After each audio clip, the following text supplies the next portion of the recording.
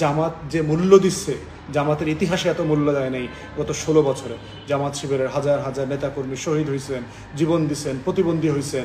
এরপরে এই আওয়ামী লীগকে পুনর্বাসন করেছে 111-এর সরকার, বাংলাদেশের সিভিল ব্যুরোক্রেসি, মিলিটারি ব্যুরোক্রেসি, বাংলাদেশের গণমাধ্যম, সুশীলরা সবাই মিলে। ওনাদের মনে ছিল কিনা যে 2014 সালে ইনক্লুসিভ ইলেকশন হয় নাই, তখনকার সেনাপ্রধান, তখনকার আর্ম ফোর্সেসের বিভিন্ন বাহিনীর সিনিয়র লিডারশিপ তারা যে আওয়ামী ম্যান্ডেটে ইলেকশনটা করে দিলেন, তখন ওনাদের মনে ছিল কিনা যে বিএনপি, জামাত সহ অন্যরা নির্বাচনে না গেলে নির্বাচনটা ইনক্লুসিভ হবে না। জাতীয় নাগরিক পার্টি এনসিপির অন্যতম নেতা হাসনাত আবদুল্লাহ গত রাতে একটা ফেসবুকে স্ট্যাটাস দিয়েছেন, যেটা সামাজিক যোগাযোগ মাধ্যমে বেশ আলোচিত হচ্ছে। লক্ষ লক্ষ মিলিয়ন্স শেয়ার হয়েছে, ভিউজ হয়েছে, বিভিন্ন জায়গায় হাজার হাজার মন্তব্য করেছে। এবং এটার মোদ্দা কথা হচ্ছে তাদেরকে ডেকে নিয়ে ডিজিএফআই অথবা ক্যান্টনমেন্টে আওয়ামী লীগকে রাজনীতিতে যেন নিষিদ্ধ না করা হয়, পুনর্বাসন করা হয়, অথবা রাজনীতি নির্বাচন করতে দেয়া হয়, এই বিষয়টাতে একটা চাপাচাপি করেছে, যেটা ইতিমধ্যে আপনারা দেখেছেন। এবং এইটা নতুন কিছু না। এইটাকে সাপোর্ট করে আবার এনসিপির আরেকজন শীর্ষ নেতা নাসিরউদ্দিন পাটোয়ারি, তিনি আবার একটা বক্তব্য পোস্ট দিয়েছিলেন। তিনি রাফলি এটাই, যে বাংলাদেশপন্থী যে রাজনীতির কথা তারা বলছে, যারা বলছে যে বিভিন্ন রাজনৈতিক দলের ভিতরে যারা এখনো আওয়ামী লীগকে তোষণ করা, আওয়ামী লীগকে পুনর্বাসন করা রাজনীতি করতে চাচ্ছে, তাদের ব্যাপারে সতর্ক করেছে। এবং দিল্লির আধিপত্যবাদ বিরোধী যে রাজনীতিটা গণ অভ্যুত্থানের মধ্য দিয়ে প্রতিষ্ঠিত হয়েছে, সেটা যেন চলমান থাকে, এটার ব্যাপারে সে আহ্বান জানিয়েছে।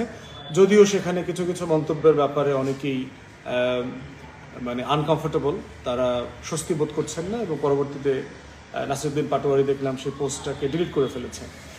এরপরে আবার দেখলাম যে এনসিপির পক্ষ থেকে সংবাদ সম্মেলন করা হয়েছে সন্ধ্যার পরে, এবং সেখানে তারা বলেছে যে প্রধান উপদেষ্টাকে টার্গেট করে পার্টিকুলারলি যে আওয়ামী লীগের রাজনীতির ব্যাপারে তিনি যে মন্তব্য করেছেন যে তাদেরকে নিষিদ্ধ করবার কোনো পরিকল্পনা সরকারের নাই, এই মর্মে মন্তব্য করার ব্যাপারে এটাকে তারা সমালোচনা করেছে। আমাদের অবজারভেশনের কয়েকটা জায়গা। প্রথম জায়গা হচ্ছে যে আমরা শুরু থেকে দেখতে পাচ্ছি যে বাংলাদেশে ইনক্লুসিভ ইলেকশন শব্দটার কথা বারবার বলা হচ্ছে।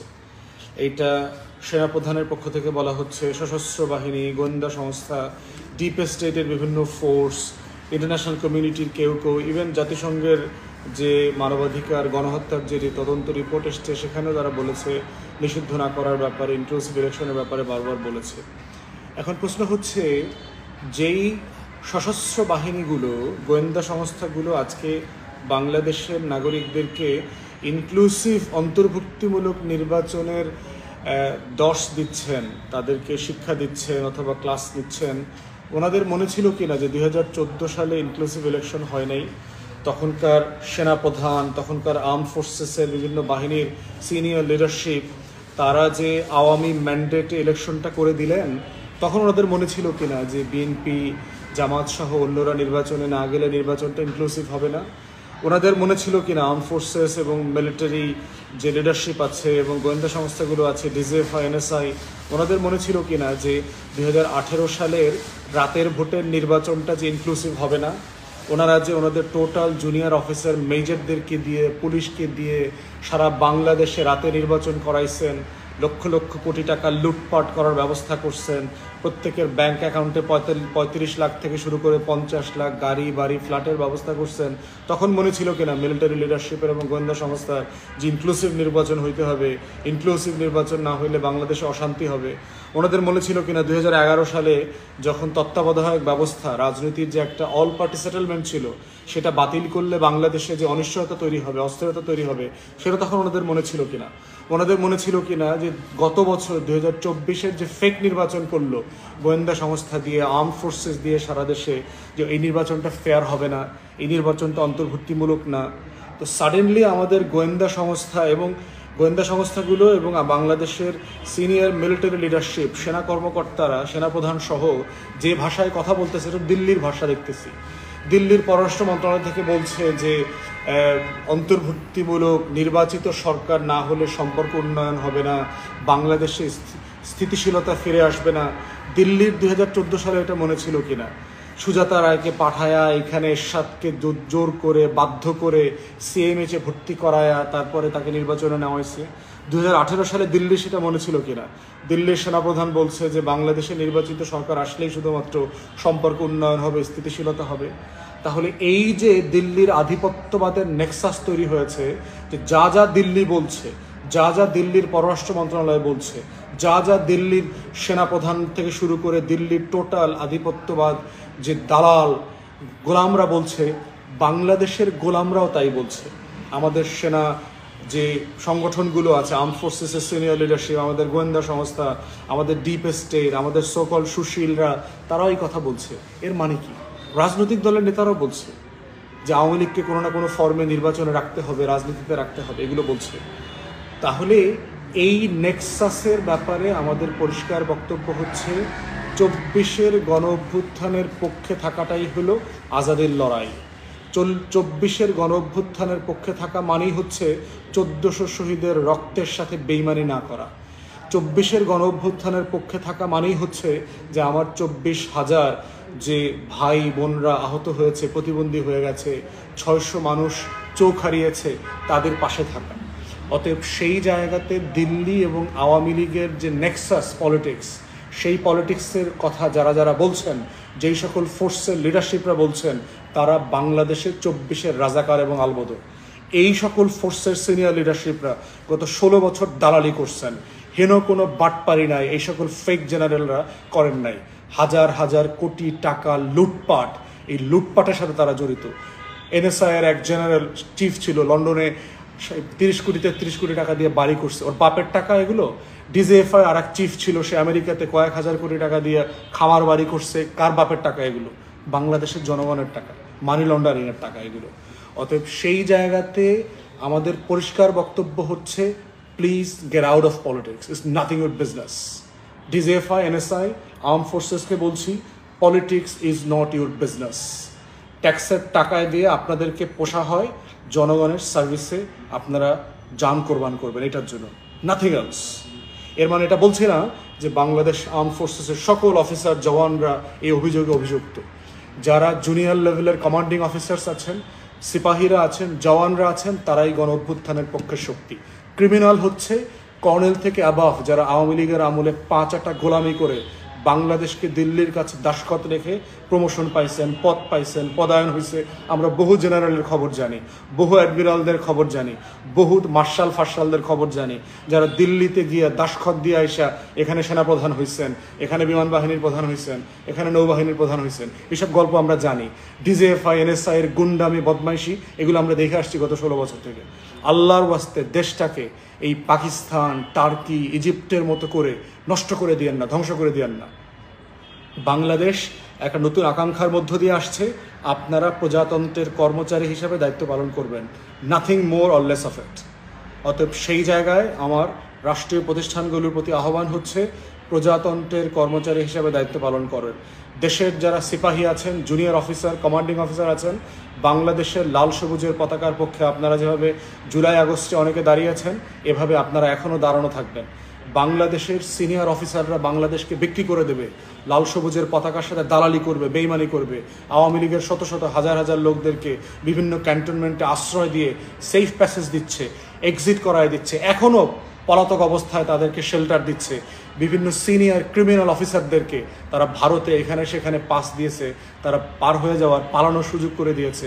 এগুলো গণ অভ্যুত্থানের সাথে যায় না। তাই হাসনাতের ব্যাপারে যে ঘটনাটা ঘটেছে, এটা খুবই অন্যায় হয়েছে।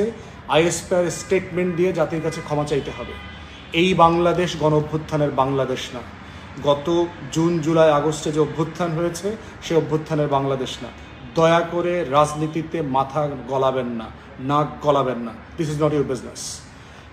তৃতীয় কথা হচ্ছে, জুনিয়র অফিসাররা যদি কেউ পলিটিক্স করে, সিপাহীরা যদি পলিটিক্স করে, তাহলে আপনারা কি করেন? আপনারা ডিসমিস করে দেন না? হাজার হাজার জওয়ানদেরকে, অফিসারদেরকে আপনারা গত 16 বছর ধরে আওয়ামী লীগের আমলে ডিএনএ টেস্ট করছেন না, যে আওয়ামী লীগের ভাইরাস আছে কিনা রক্তে? যার রক্তের ভিতরে আওয়ামী লীগের ভাইরাস পাওয়া যায় না, তাদের সবাইকে তো আপনারা বাই করে দিচ্ছেন, বহিষ্কার করছেন, পিএনজি করে দিচ্ছেন, তাদেরকে স্যাক করছেন, ডিসমিস করছেন, পেনশন দেন নাই, বোনাস দেন নাই, হাউজিং ফ্যাসিলিটি দেন না, চিকিৎসা ফ্যাসিলিটি দেন না। হাজার হাজার অফিসাররা এরকম আছে, জওয়ানরা, যাদের জন্য আমরাও লড়াই করছি, যাদের মজলুম এই অফিসার এবং জওয়ানদের জন্য আমরাও কথা বলছি। কই তাদেরকে তো আপনারা রাজনীতি করতে দেন নাই, তাহলে আপনারা কেন রাজনীতি করছেন, নাক গলাচ্ছেন এখানে? এই নাক গলানো বন্ধ করেন। এগুলো দেখে মনে হচ্ছে যে আপনারা আজাদিকে ভালোবাসেন না, আপনারা বাংলাদেশকে বিক্রি করতে ভালোবাসেন। গত 16 বছর ধরে এই ধরনের ফেক জেনারেলরা যারা আছে, কর্নেল থেকে অ্যাবভ, এরকম বিশাল অংশ হচ্ছে বাংলাদেশ বিক্রির সাথে জড়িত ছিল। ভালো অফিসার যারা আছেন আপনাদের প্রতি স্যালুট, কিন্তু এগুলো বন্ধ হওয়া দরকার। পাকিস্তানের এক্সপিরিয়েন্স থেকে শেখেন, টার্কির এক্সপিরিয়েন্স থেকে শেখেন, মিশরের এক্সপিরিয়েন্স থেকে শেখেন। এগুলো একটা দেশের জন্য কল্যাণকর হয় না। আল্লাহর রাস্তে এখান থেকে বেরিয়ে আসেন। ফোর্থ কথা হচ্ছে যে বাংলাদেশে আওয়ামী লীগের পুনর্বাসনের রাজনীতির আগে এইটা ডিল করতে হবে যে collectively as a nation and country আমরা আওয়ামী লীগ প্রশ্ন কীভাবে ডিল করব।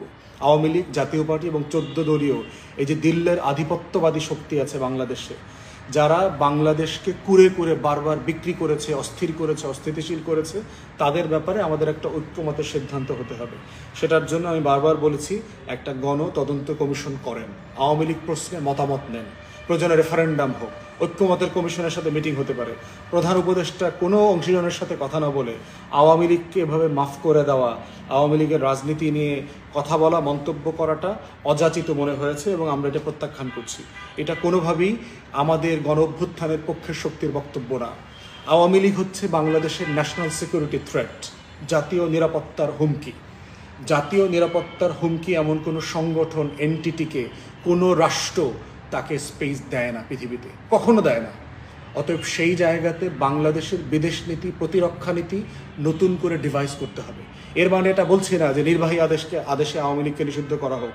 আমরা চাচ্ছি গণতদন্ত কমিশনের মাধ্যমে মতামত নেন, ঐক্যমত কমিশনের মাধ্যমে মতামত নেন, প্রয়োজনে রেফারেন্ডাম করেন, জুডিশিয়াল প্রসেসকে ইনভলভ করে আওয়ামী লীগ প্রশ্নে রিজলভ করতে হবে।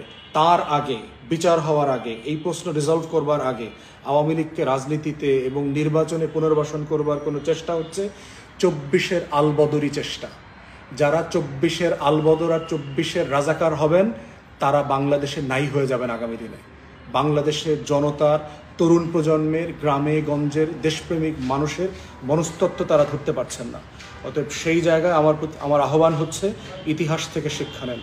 আওয়ামী লীগকে পুনর্বাসন যারা করেছে তাদেরকে চরম মূল্য দিতে হয়েছে ইতিহাসে। বিএনপি প্রথম, শহীদ প্রেসিডেন্ট জিয়াউর রহমান তার উদারতার অংশ হিসাবে উনি আওয়ামী লীগকে রাজনীতি করতে দিয়েছেন এবং ওনাকে চরম মূল্য দিতে হয়েছে, ওনার জীবন দিতে হয়েছে। এই আওয়ামী লীগ, এই জাতীয় পার্টি, এই এরশাদের মতো একটা ক্রিমিনাল জেনারেল ভারতের দালালি করতে গিয়ে শহীদ প্রেসিডেন্ট জিয়াউর রহমানের জীবনটা কেড়ে নিয়েছেন। বাংলাদেশের ইতিহাসের সবচেয়ে সফল, সবচেয়ে সৎ, ভালো রাজনীতিবিদ এবং দেশটাকে যিনি গড়েছেন রাষ্ট্রনায়ক, সেই মানুষটাকে জীবন দিতে হয়েছে। অতএব বিএনপির ভিতরে যদি কেউ মনে করে থাকেন আওয়ামী লীগের প্রতি সফট থেকে আপনারা নতুন রাজনীতি করবেন, শহীদ প্রেসিডেন্টের রক্তের সাথে আপনারা গাদ্দারি করবেন, এই রাজনীতি আমরা দেখতে চাই না। দ্বিতীয়, বাংলাদেশে আওয়ামী লীগকে সংসদে এনে প্রধান বিরোধী দল বানাইছে হচ্ছে এরশাদের পরিণত দেখেন। জাতীয় পার্টি আজকে কেকের পিসের মতো হয়েছে, পিজার মতো 6, 7, 8 টুকরা হয়েছে, কোনো টুকরার সাথে কেউ কারো সিনে টেনে না আর কি, এরকম। এরপরে বাংলাদেশে এই বিএনপিকে, এই আওয়ামী লীগকে পুনর্বাসন করছে হচ্ছে জামাত। 1994, 95, 96 সালে জামাত যে মূল্য দিচ্ছে, জামাতের ইতিহাসে এত মূল্য দেয় নেই গত 16 বছরে। জামাত শিবিরের হাজার হাজার নেতাকর্মী শহীদ হয়েছেন, জীবন দিচ্ছেন, প্রতিবন্ধী হয়েছেন, এবং যা কিছু নাই তাই হয় না, এমন কিছু নাই যেটা জামাত শিবিরের উপরে হয় নাই। এরপরে এই আওয়ামী লীগকে পুনর্বাসন করেছে 111-এর সরকার, বাংলাদেশের সিভিল ব্যুরোক্রেসি, মিলিটারি ব্যুরোক্রেসি, বাংলাদেশের গণমাধ্যম, সুশীলরা সবাই মিলে সেই বাংলাদেশে দেখেন আমার প্রত্যেকটা প্রতিষ্ঠান ধ্বংস করে দিয়ে আওয়ামী লীগের এই গোলামরা পালাইছে ওর প্রভুর দেশে। অতএব আমরা যারা আজাদির পক্ষের মানুষ, আমরা যারা লাল সবুজের পতাকাকে ধরে রাখার পক্ষের মানুষ, আমরা যারা গণ অভ্যুত্থানের পক্ষের মানুষ, এই মৌলিক প্রশ্নগুলোতে আমাদের স্বাধীনতা, সার্বভৌমত্ব, আত্মমর্যাদা, আমার জাতীয় স্বার্থ, আমার বিদেশ নীতি, আমার প্রতিরক্ষা নীতিতে আমাদেরকে একমত হইতে হবে। তারপরে আমাদের নিজেদের ভিতরকার যে রাজনৈতিক প্রতিদ্বন্দ্বিতা আছে, প্রতিযোগিতা আছে, এটা সহনশীলতার সাথে আমরা সবাই করব। একদল আরেক দলের পলিসির সমালোচনা করব, কোনো সমস্যা নাই।